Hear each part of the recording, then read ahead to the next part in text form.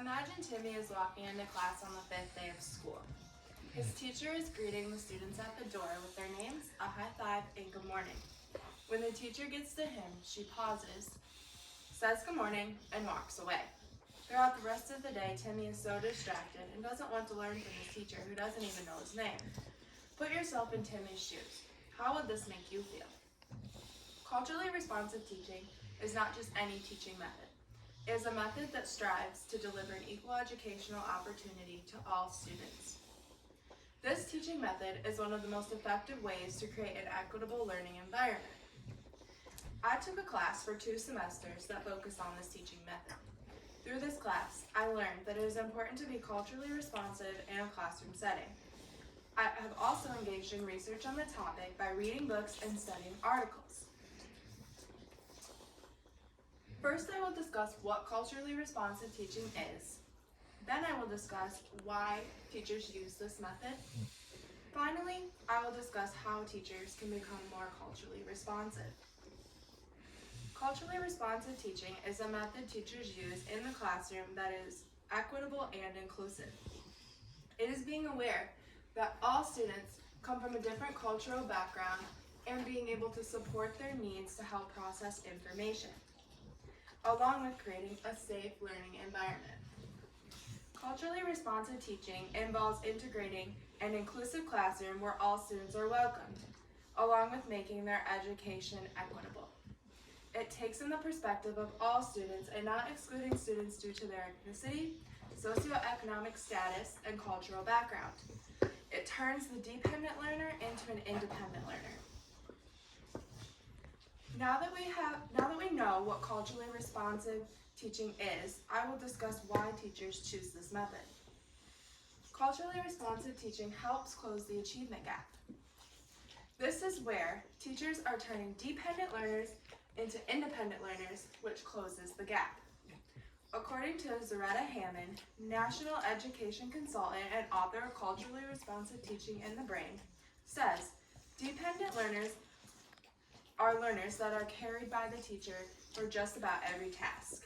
They cannot solve problems on their own, and they have a hard time retaining information well. Through my research, I also found that educators have learned that underserved English learners, poor students, and students of color routinely receive less instruction on higher order thinking skills than other students. So, if educators want to transform these dependent learners into independent learners, these independent learners are learners that depend on the teacher but only temporarily. They are able to solve problems on their own and retain information for long-term memory. Now that I have covered why teachers use this method, I will explain 2 ways that teachers can become culturally responsive. First, creating a safe environment for students to learn that foster student-teacher relationships. This comes with knowing every student's name, asking open-ended questions to get to know each student, and making all students feel welcomed and ready to learn. This is not having favorites and only fostering a certain group of students. If an educator really wants to close that achievement gap, they will strive to include all their students. It also includes building a student's self-efficacy. Self-efficacy is shifting the learner from a fixed mindset to a growth mindset. Secondly, becoming more aware of other cultures. This quote explains it well. Only when culture itself is understood can differences be respected without sacrificing the connections that unite them. This quote is so powerful because it explains the need for educators to dig deeper into the student's cultural background.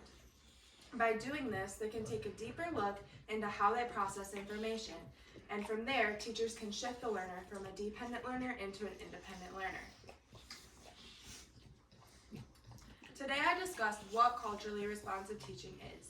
Secondly, why teachers use this method. And lastly, I discussed ways that teachers can be culturally responsive. Using culturally responsive teaching strategies helps teachers to meet the needs of all learners and create an equitable learning environment. In conclusion, think back to Timmy's encounter with his teacher at school. Imagine how he would have felt if his teacher knew his name and made him feel welcomed. Do you think he would have been more eager to learn that day?